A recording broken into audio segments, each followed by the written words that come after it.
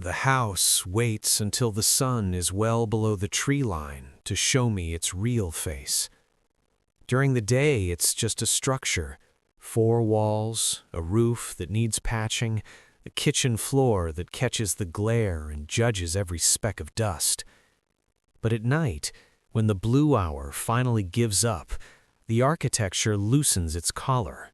The drywall exhales the heat of the afternoon, and the foundation settles into the earth with a low, rhythmic groan that sounds less like fatigue and more like a long-held breath finally released.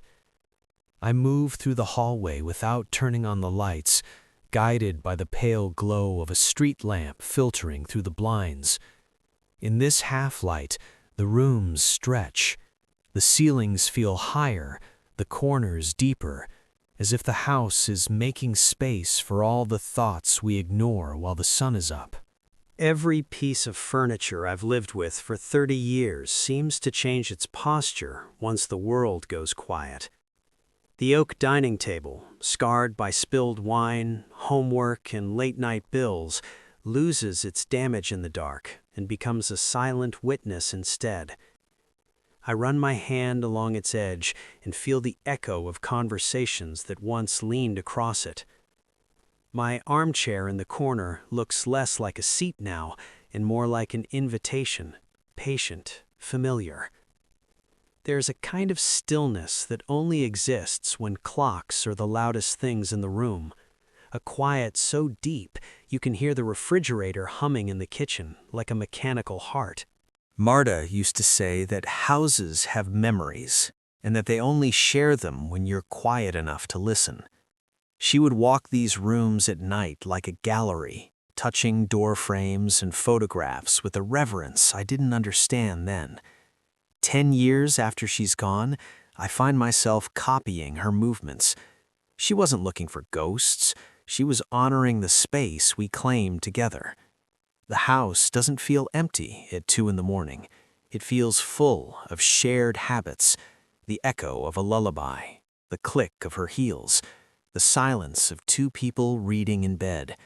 These aren't hauntings, they're insulation. I've realized I'm no longer the owner of this house, just its most loyal tenant, and sometimes its archivist. Standing in the dark kitchen, I understand that these walls were here before my children and will remain long after my name becomes paperwork. The regret I once carried, repairs undone, words unsaid, softens in the moonlight. The house doesn't judge cracked tile or peeling paint, it simply holds them. A car passes outside, headlights sweeping across the living room wall, briefly illuminating the scratches left by the dog we had in the 90s. I feel an unexpected gratitude for how long ordinary things can endure. Soon, the horizon will begin to gray, and the house will return to chores and daylight logic. I take one final walk through the rooms, checking locks not out of fear, but ritual. I fill a glass of water, the tap cool beneath my fingers, and listen to the floorboards settle beneath me. There's a deep peace in knowing I am exactly where I belong, held in the folds of a home that knows me better than I know myself. I turn off the last lamp and let the darkness gather like a familiar quilt, waiting for morning to tell the story again.